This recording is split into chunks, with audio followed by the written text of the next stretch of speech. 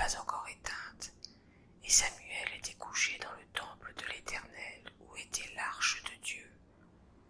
Alors l'Éternel appela Samuel. Il répondit, « Me voici. » Et il courut vers Élie et dit, « Me voici, car tu as appelé. » Élie répondit, « Je n'ai point appelé, retourne te coucher. » Et il alla se coucher. L'Éternel appela de nouveau Samuel, et Samuel se leva, alla vers Élie et dit, « Me voici, car tu m'as appelé. » Élie répondit, « Je n'ai point appelé mon fils, retourne te coucher. » Samuel ne connaissait pas encore l'Éternel, et la parole de l'Éternel ne lui avait pas encore été révélée.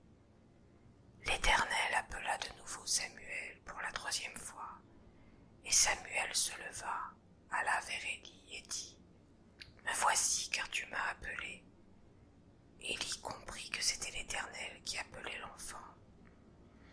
Et il dit à Samuel, « Va, couche-toi, et si l'on t'appelle, tu diras, « Parle, Éternel, car ton serviteur écoute. » Et Samuel alla se coucher à sa place.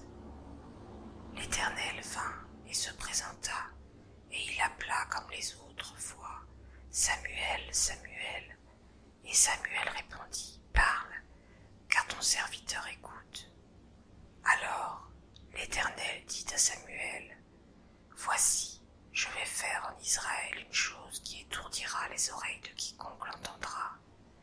En ce jour, j'accomplirai sur Élie tout ce que j'ai prononcé contre sa maison. Je commencerai et j'achèverai.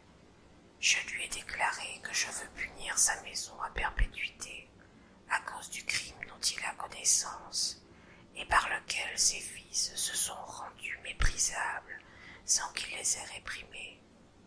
C'est pourquoi je jure à la maison d'Élie que jamais le crime de la maison d'Élie ne sera expié, ni par des sacrifices, ni par des offrandes. » Samuel resta couché jusqu'au matin. Puis il ouvrit les portes de la maison de l'Éternel. Samuel craignait de raconter la vision à Élie. Mais Élie appela Samuel et dit, « Samuel, mon fils. » Il répondit, « Me voici. » Et Élie dit, « Quelle est la parole que t'a adressée l'Éternel? Ne me cache rien, que Dieu te traite dans toute sa rigueur si tu me caches quelque chose de tout ce qu'il t'a dit. » Samuel lui raconta tout, sans rien lui cacher. Et Élie dit, « C'est l'Éternel, qu'il fasse ce qui lui semblera bon. » Samuel grandissait, l'Éternel était avec lui, et il ne laissa tomber à terre aucune de ses paroles. Tout Israël, depuis Dan jusqu'à Beer-Shéba, reconnut que Samuel était établi prophète de l'Éternel.